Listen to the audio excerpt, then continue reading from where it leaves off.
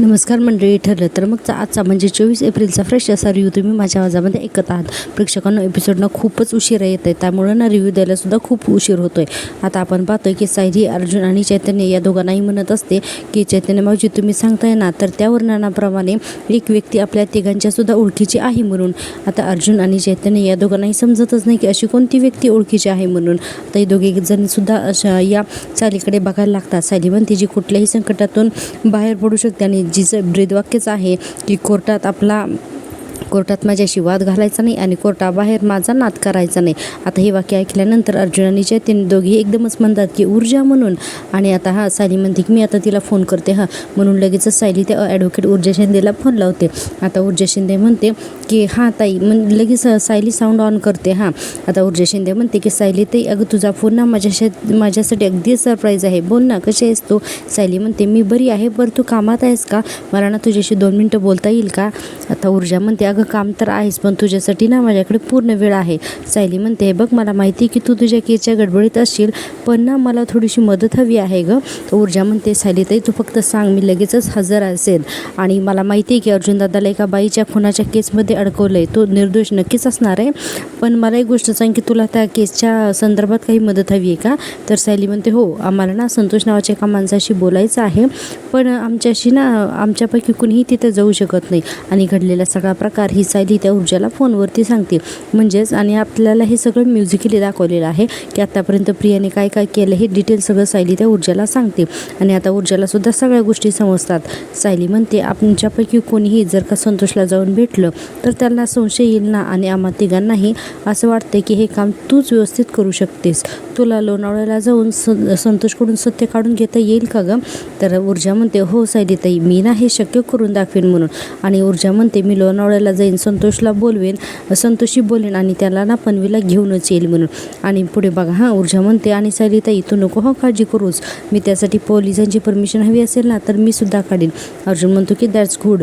आणि म्हणतो की आणि ऊर्जा ऐक ना, उद्या 4 वाजता ना माझ्या केसचं हिअरिंग आहे, तर उद्या 4 वाजायच्या आत संतोष कोर्टामध्ये हजर राहायला हवा. ऊर्जा म्हणते अर्जुन दादा तू नको काळजी करूस, उद्या मी 4 वाजायच्या आत संतोषला घेऊन कोर्टात हजर राहीन, वचन देते तुला मी, असं ऊर्जा म्हणते. त्यावेळेस कुठं सायली आणि अर्जुनला बरं वाटतं. अर्जुन पुढे म्हणतो की बरं एक गोष्ट नीट लक्षात ठेव, प्रियासुद्धा तिथेच आहे, तिच्यापासून सावध राहा, ती काही करू शकते. ऊर्जा म्हणते डोंट वरी, प्रिया ना मला काही करू शकणार नाही. अरे ऊर्जा शिंदे म्हणतात मला कोर्टात आपल्याशी नाद करायचा नाही आणि कोर्टात आपल्याशी वाद घालायचा नाही आणि कोर्टाबाहेर नाद करायचा नाही, असं ऊर्जा म्हणते. आणि म्हणते अर्जुन दादा नको काळजी करूच, तिला लावू दे, जितकी ताकद लावायची ना तेवढी लावू दे, ती माझ्या आडवी येऊ शकणार नाही, असं ऊर्जा म्हणते.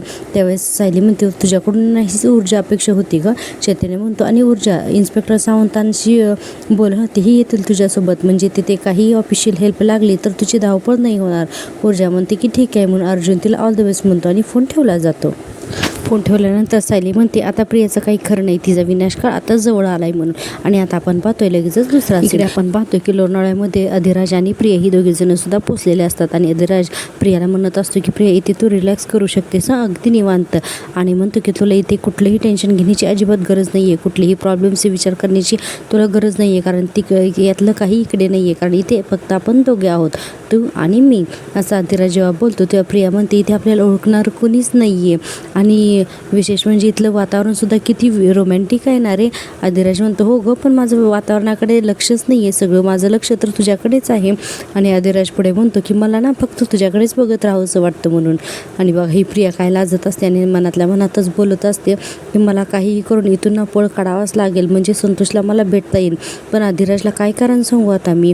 आता अधिराज म्हणतो प्रिया अगं काय विचार करतेस म्हणून, माझाच विचार करतेस ना. प्रिया म्हणते हो रे, तुझाच विचार करते म्हणून. अधिराज म्हणतो सांग ना काय विचार करतेस. तर प्रिया म्हणते सांगेन मी, पण अगोदर तू ऑर्डर तरी कर, मग मी फ्रेश होऊन येते. आता अधिराज म्हणतो की ठीक आहे म्हणून. आता प्रिया ना वॉशरूमला जाण्यासाठी म्हणून तिथून निघते. आणि अधिराज त्याच्या मोबाईलमध्येच बघत असतो. आणि आपण पाहतो इकडे प्रिया एका वेटरला ना मॅनेज करते, लगेचच त्याला पैसे देते आणि त्याच्या कानामध्ये काहीतरी सांगते.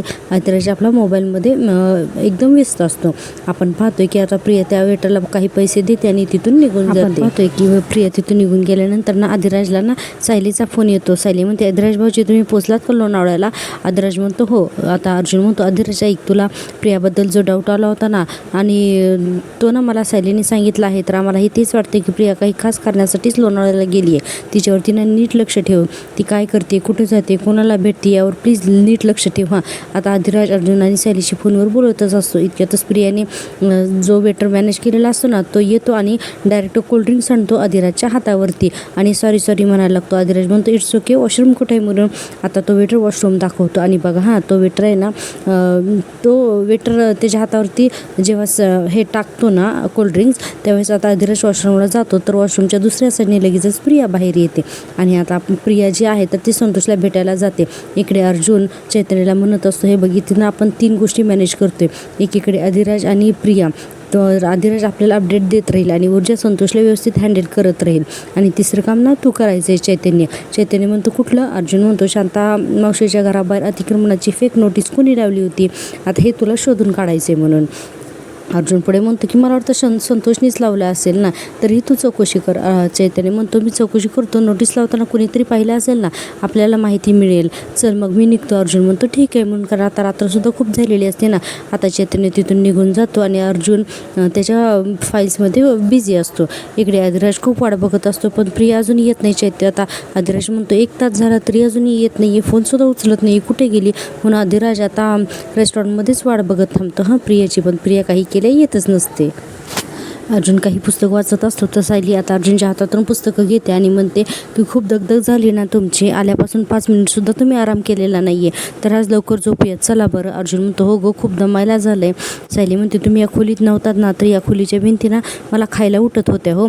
आणि सायलीने इथे इमोशनल होते. सायली म्हणते, हो तुमच्याशिवाय ना या खोलीत राहणं खरंच खूप अवघड होतं हो, तुम्ही तुरुंगात आहात ना, हा विचारही करू शकले नाही हो मी, खूप वाईट होती हो माझ्यासाठी ती रात्र. आणि सायली खूप इमोशनल होते हां. आता सायलीच्या डोळ्यात पाणी येतं. अर्जुन तिचा हातात घेतो आणि म्हणतो, तुझी अवस्था मी समजू शकतो ग सायली, जेलमध्ये सुद्धा माझी अशीच अवस्था होती, इथे तुला सगळ्यांना सांभाळायचं होतं आणि मला माहिती आहे ग की तू कोणालाही कळू दिलं नसेल की तुझ्या मनात नक्की काय चाललं आहे ते. सायली म्हणते, खूप घाबरली होतो मी. आणि सायलीनं रडायला लागते. सायली म्हणते, तुम्ही जेलमध्ये आहात ना, ही कल्पनाच नव्हती हो मला करवत, म्हणजे काय ना की मनातून माहीत होतं की तुम्ही लवकर परत येणार आहात म्हणून, पण तरी पण एकटी असताना ना डोळ्यातलं पाणी थांबतच नव्हतं, असं म्हणून सायली खूप इमोशनल होते. आता अर्जुन तिला जवळ घेतो हां.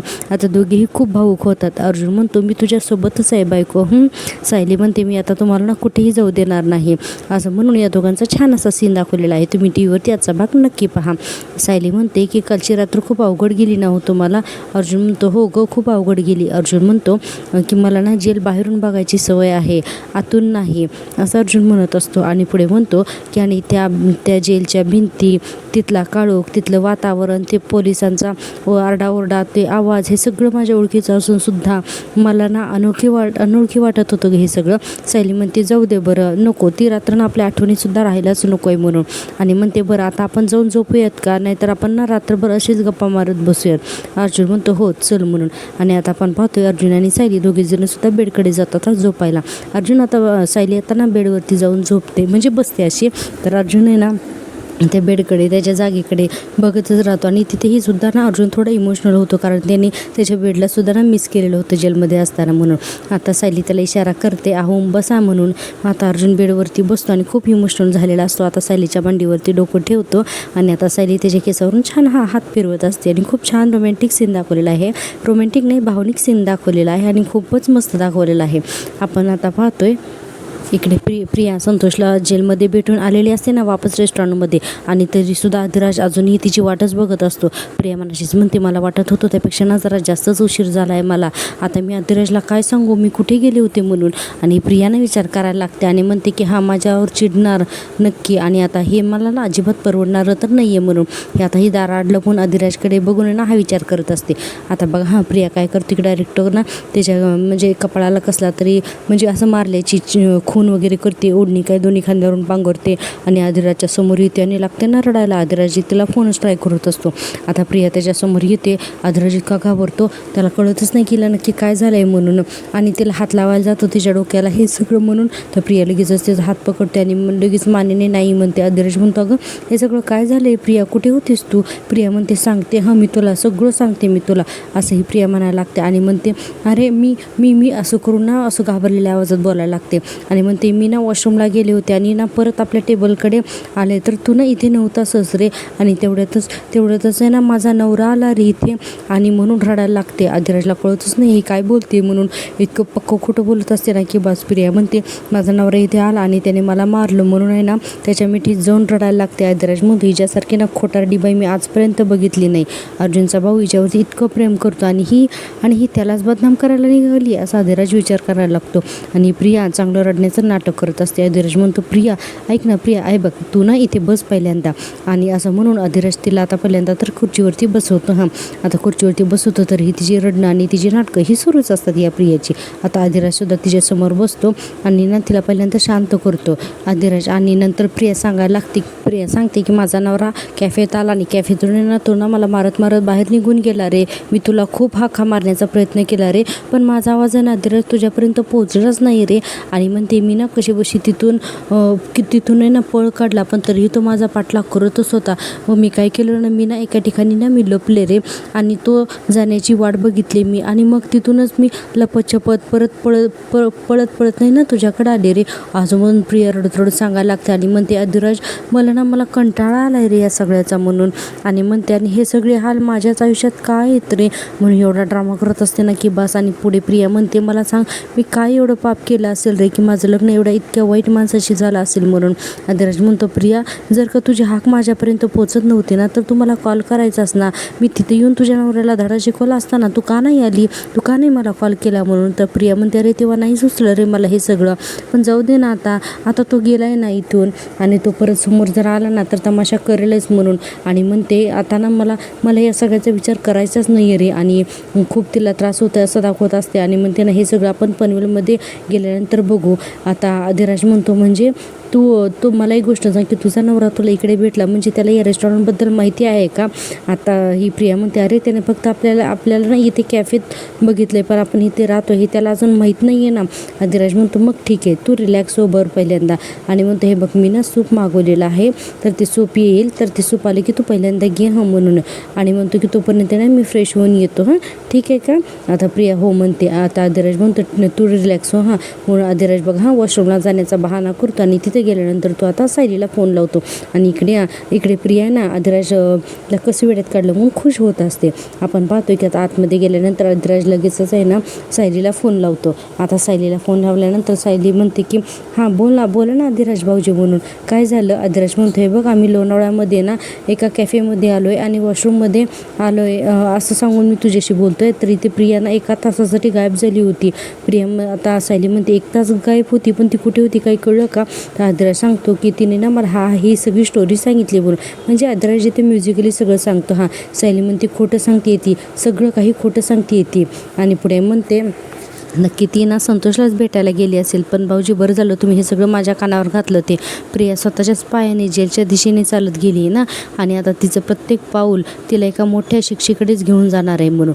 आणि असं म्हटल्यानंतर हे दोघेजणसुद्धा फोन ठेवतात आणि आदिराज बघा पुन्हा आता प्रियाकडे जातो. इकडे सायलीला सुद्धा टेन्शन आलेलं असतं. आता आपण पाहतो इन्स्पेक्टर सावंत आणि ॲडव्होकेट ऊर्जा शिंदे हे दोघंजणसुद्धा आता लोणावळा पोलीस स्टेशनला आलेले आहेत.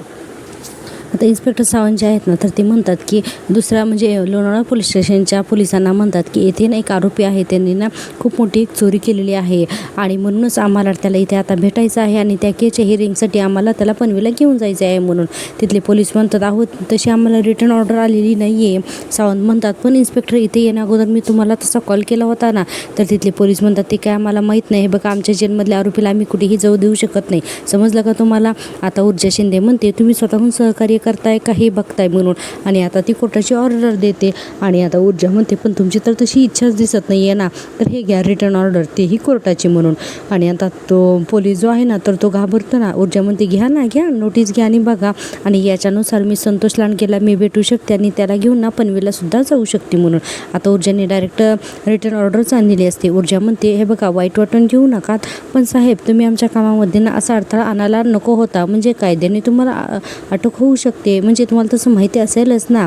भारतीय न्याय संहिता कलम 186 सार्वजनिक सेवकाच्या कामामध्ये अडथळा आणणे आणि कोर्टाचा आदेश अंमलात आणण्यासाठीचा अडथळा करणे, कलम 188 आणि कलम 217 एका आरोपीला वाचवण्यासाठी त्याला मदत करणे, हे सगळे गुन्हे.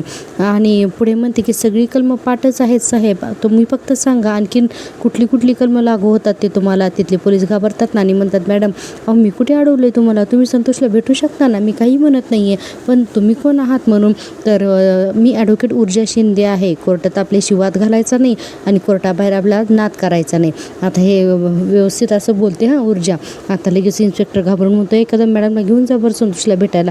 आता आपण काय पाहतोय की संतोषला लगेच भेटायला ऊर्जा आणि सावंत जाते आणि आता संतोषला सांगते की मी ॲडव्होकेट ऊर्जा शिंदे आहे, तुला जरी चोरीच्या आरोपाखाली बंद केलं असेल ना तर ही शांताच्या खुनाशी तुझा संबंध आहे आणि हे ना मला माहिती आहे म्हणून. आता सांगितल्यानंतर संतोष एकदम घाबरतो ना. संतोष तर बघायलाच लागतो ऊर्जाकडे. ऊर्जा म्हणते या खुनाचा आळ अर्जुन सुभेदार यांच्यावरती आला हे तुला माहिती आहे ना, पण तुला हे सुद्धा माहिती आहे की अर्जुन सुभेदार हे निर्दोष आहेत, त्यांनी काहीही केलं नाही. संतोष फक्त बघतच असतो. ऊर्जा पुढे म्हणते आणि हा खून कोणी केलाय हे सुद्धा तुला माहिती आहे ना. आणि आता एक एक गोष्ट ऊर्जा बोलत असते आणि संतोष यांना बेचैन झालेला असतो. ऊर्जा म्हणते प्लीज मला एक एक गोष्ट ना नीट सांग म्हणून. आता संतोष ऊर्जेच्या जवळ येतो आणि म्हणतो की हे बघा मॅडम मला जे काही बोलायचं आहे ना तर ते मी खरं तर अर्जुन साहेबांशीच बोलेन म्हणून. ऊर्जा म्हणते हे बघ मला इथे अर्जुन साहेबांनीच पाठवले, त्यांना इथे येणं शक्य नाही आहे, त्यामुळे तू जे काही त्यांना सांगणार होतास ना तर ते मला सांग म्हणून. पण संतोष काही केलं ऐकायला तयारच नसतो. आता आणि संतोष गप्प बसतो. तर ऊर्जा म्हणते हे बघ संतोष तुला कळतंय का, तू जर आता गप्प बसलास ना तर एका निर्दोष व्यक्तीला शिक्षा होईल, तुला समजतंय का, आणि हे पाप आयुष्यभर तू तुझ्या खांद्यावरती घेऊ शकशील का, बोल ना. आणि संतोष गप्पच असतो. पुढे ऊर्जा म्हणते संतोष हे बघ हीच ती वेळ आहे, खरं किंवा खोटं बोलण्याची हीच ती वेळ आहे आणि याच्या पुढेही तू खोटं बोलत राहिलास ना तर त्यात तुझंच नुकसान आहे, कळतंय का तुला. संतोष म्हणते हे बघा मला जे काही बोलायचं आहे ना तर ते मला अर्जुन सुभेदारांशीच बोलायचं आहे. आता संतोष आता हे सावंत पोलीस इन्स्पेक्टर आहेत ना ते म्हणतात हे बघ आता अर्जुन सुभेदार पनवेल सोडून इथे नाही येऊ शकत, तू ऊर्जा मॅमशीच बोल. संतोष जोरात ओरडतो ना, मी एकदा सांगितलं ना मला जे काही बोलायचं आहे ते मी अर्जुन सुभेदार यांच्याशीच बोलणार आहे म्हणून, मला बाकी कोणाशी बोलायचं नाही आहे म्हणून. संतोष रागारागाने त्या बाकड्यावरती जेलमधल्या जाऊन बसतो. आणि आता ऊर्जाला कळतच नाही की आता या संतोषला कसं समजावून सांगावं म्हणून. आता ऊर्जा काय करते लगेचच आहे ना अर्जुन आणि सायली या दोघांना फोन लावते. आता अर्जुन म्हणतो की ऊर्जा बोल, संतोषने काही सांगितलं का. ऊर्जा म्हणते अर्जुन दादा अरे मी संतोषशी बोलले पण तुम्हाला काही सांगायला तयार नाही आहे, तो फक्त एवढंच म्हणतो की मी जे काही सांगेन ते मी अर्जुन दादाला सांगेन म्हणून.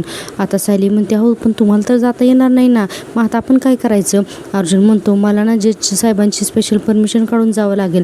हे बघ ऊर्जा मी ना एक काम करतो की लवकरात लवकर ना मी तुला भेटतो तिथे.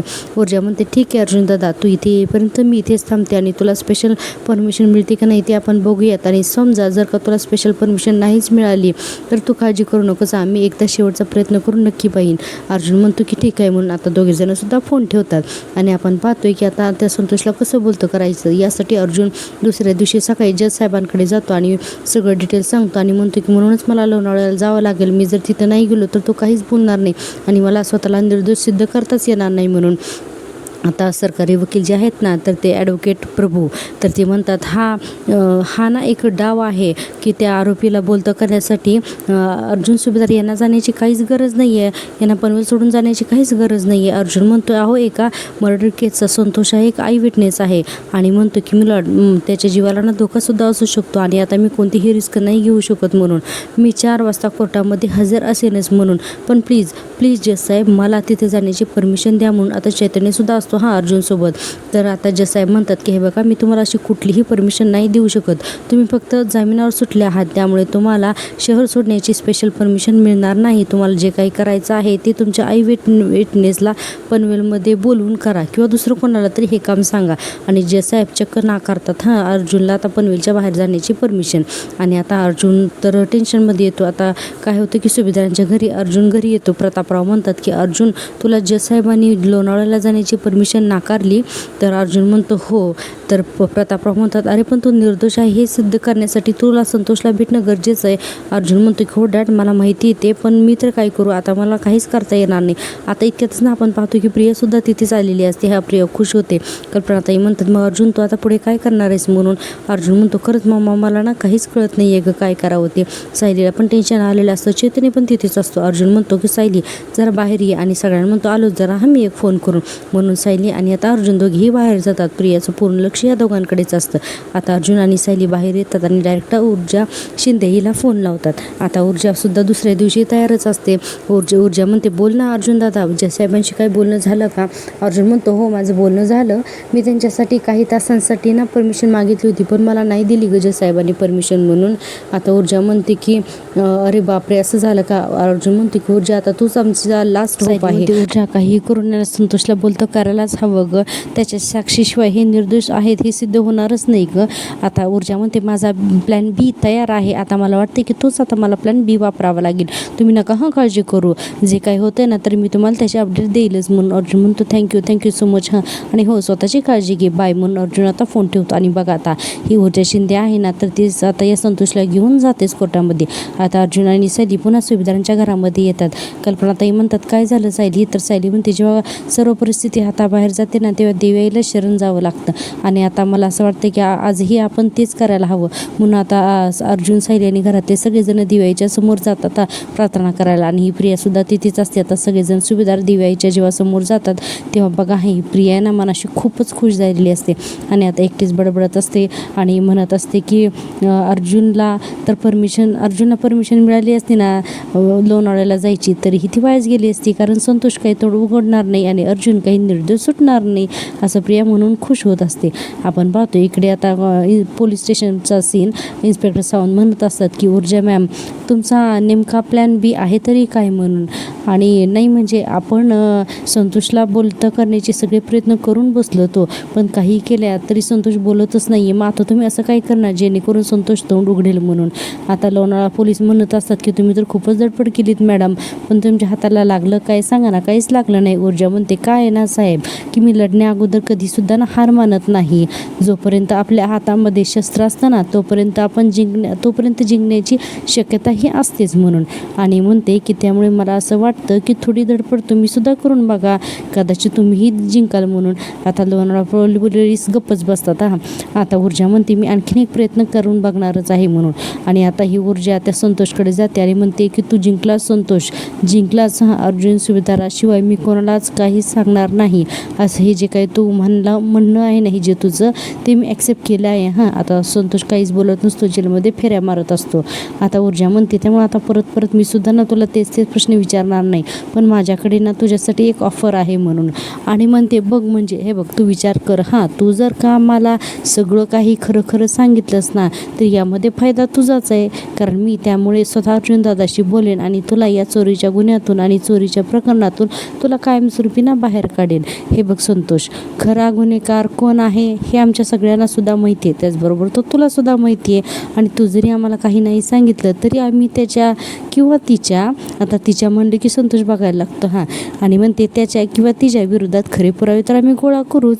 हे बघ संतोष, लक्षात घे, एकदा जर का तो किंवा ती गजाआड गेले ना की मग त्यांच्याकडे काही उरणार नाही, कारण ते नंतर काही करू शकणार नाहीत. कारण काय ना की त्यांच्यावरचे 2-2 खटले असतील ना, मग तुझ्यासाठी कोण काय करणार. विचार कर, जर का तू त्यांची मदत केलीस ना, त्यांची साथ दिलीस ना तर तुला काही उपयोग होणार नाही, तुला काहीच मिळणार नाही. पण विचार कर, जर का हीच तू आमची मदत केलीस, आम्हाला साथ दिलीस ना तर आम्ही तुला वाचवू शकतो. संतोष नीट विचार कर. आता ही ऊर्जा ना संतोषला विचार करायला अक्षरशः भाग पडते. संतोष तर ना बराच वेळ विचार करतानाच दाखवलेला आहे. आणि संतोष बघा आजच्या भागामध्ये असं दाखवलं की शेवटी फायनली ऊर्जा म्हणते की आता तुला फायनली विचार करायला फक्त आणि फक्त 15 सेकंद आहेत. म्हणून आता घड्याळाकडे बघत 15, 14, 13 असं म्हणत असते आणि इतक्याच फास्ट संतोष हायपर होत असतो. 12, 11, 10 असं करत करत आता ही ना 1 पर्यंत मोजत येते ऊर्जा. इतक्यात संतोष म्हणतो थांबा थांबा थांबा मी ना बोलायला लागतो म्हणून. आणि आता असं म्हटल्यानंतर ऊर्जा लगेच संतोषकडे बघायला लागते आता हा काय सांगतो म्हणून. आता संतोष म्हणतो की शांताचा खून कसा झाला ना हे मी तुम्हाला सांगायला तयार आहे. ऊर्जामध्ये सांग मग संतोष सांग, एकही डिटेल्स सोडू नकोस, डिटेल्स सांग. आता हा संतोष म्हणतो अर्जुन सुभेदार यांना अडकवण्याचा प्लॅन प्रिया सुभेदार यांनीच केला होता. प्रिया मॅडम खून करत होते त्यावेळेस मी घराबाहेरच उभा होतो आणि पुढे ना सगळं जे काही घडलं ना हे सगळं संतोष आठवून ऊर्जेला सांगत असतो. म्हणजे खून कसा झाला, प्रियाने शांताच्या पोटात कसा चाकू मारला हे डिटेल सगळं संतोषने बघितलेलं असतं. हे सगळं तो आता ऊर्जेला सांगायला लागतो. अगदी प्रेत अर्जुनच्या गाडीत कसं टाकलं इथपर्यंतचं सगळं सांगतो. आणि यांना संतोष अक्षरशः रडायला लागतो. ऊर्जा म्हणते या सगळ्याची ना मला कल्पना होतेच म्हणून. आणि पुढे ऊर्जा म्हणते की संतोष मला सांग तू पनवेलच्या कोर्टामध्ये येऊन ही साक्ष द्यायला तयार आहेस का? तर संतोष म्हणतो नाही अजिबात नाही, मी कोर्टामध्ये येणार नाही म्हणून. आणि पुढे म्हणतो की माझं काम होतं, मी तुम्हाला खरं सांगायचं तर मी माझं काम केलेलं आहे. ऊर्जा म्हणते अरे पण का नाही येणार?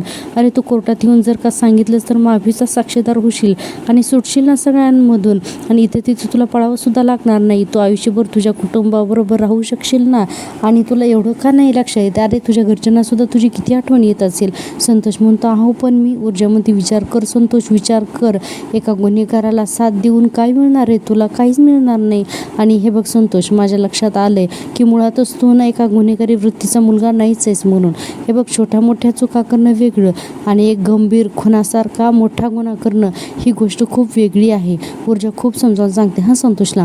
पुढे ऊर्जा म्हणते हे बघ त्यामुळे नाही विचार कर की तुला कोणाची साथ द्यायची, तुला खरंच आयुष्यभर या खुनाच्या आरोपामध्ये अडकवायचं आहे का?